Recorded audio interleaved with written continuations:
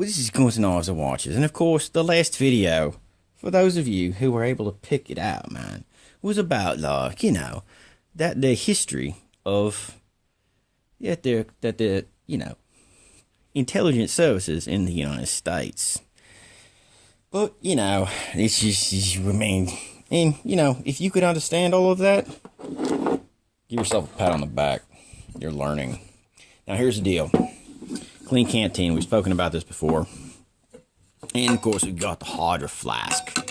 This is a Klean Kanteen's Hydro Flask. Both of these are 12 fluid ounces. Okay?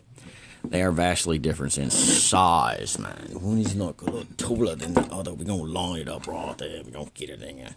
Here we go. But they're both 12 fluid ounces, man. Now, in reality, people talk about the Hydro Flask and say, the tubes start to leak. Well,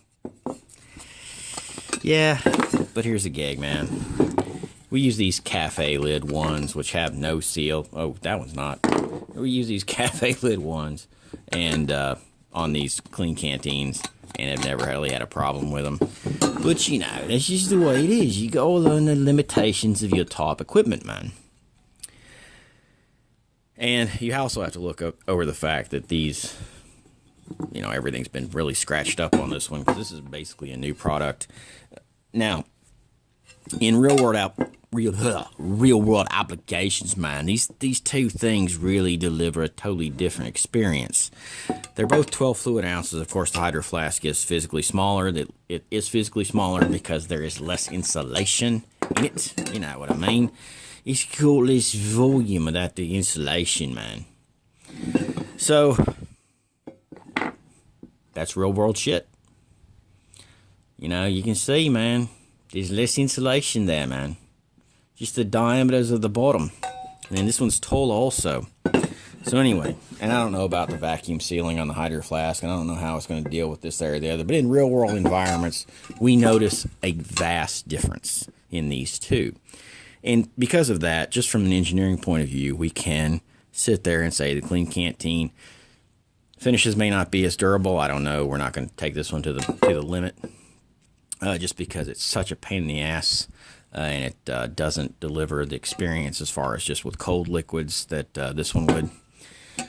But I'm sure with hot liquids, you're fine. Now, here's the gig. There's that. And then there's these top things. From an engineering point of view, only talking about this as an engineering exercise, this is probably the most practical for most people in their given environment. They want to drink 20 fluid ounces of liquid because it's stainless steel, doesn't have a finish on it, don't have to worry about scratching, this, there, or the other. Very utilitarian lid, everything else, okay? This is the engineer in me saying, this is the bottle for you. Now, the designer and the architect in me does not go for this bottle.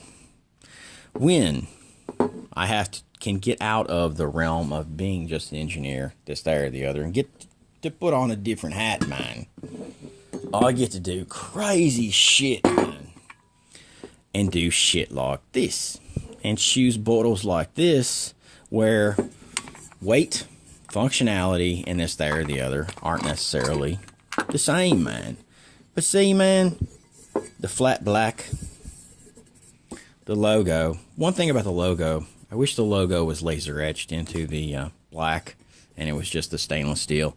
You can see it on the Hydro Flask here from Three Brothers Coffee in Nashville, Tennessee, which is actually Cumberland Transit. If anybody's ever been to Cumberland Transit, right outside of that there, man, that there Vanderbilt type university, man. But anyway, 20 fluid ounce, flat black, cool lid. Is it the most durable lid? Because you got, of course, 2 points of failure right there. Where with the standard lid, you don't. You have nothing. No points, no mechanical, no this, there, or the other. But it's just fucking cool, man. And does it matter that it's shorter, takes up less space? Now, it's heavier, and I've talked about that quite a bit. And it has failure points.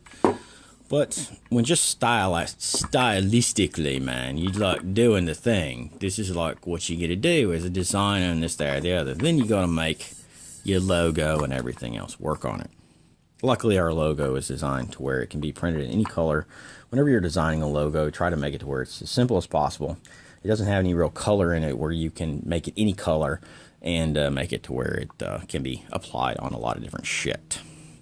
Anyway, this is Guns, Knives, and Watches, and this is the difference between the engineer and the designer. The engineer is going to tell you, grab this one. The designer is going to tell you, grab this one, or whatever, you know. Practicality, probably, go for that, you know, whatever. Designer, man, sometimes gets to rule. This Guns, Knives, and Watches, right there, peace out, man.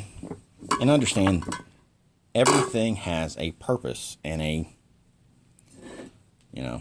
choice, man. Just like, man, back in the day, clandestine operations operated vastly different than the way it does now. And that has developed over the last, 90 years. Almost, Amen. This is Guns, Knives, and Watches. Peace out. Sometimes let your inner designer out.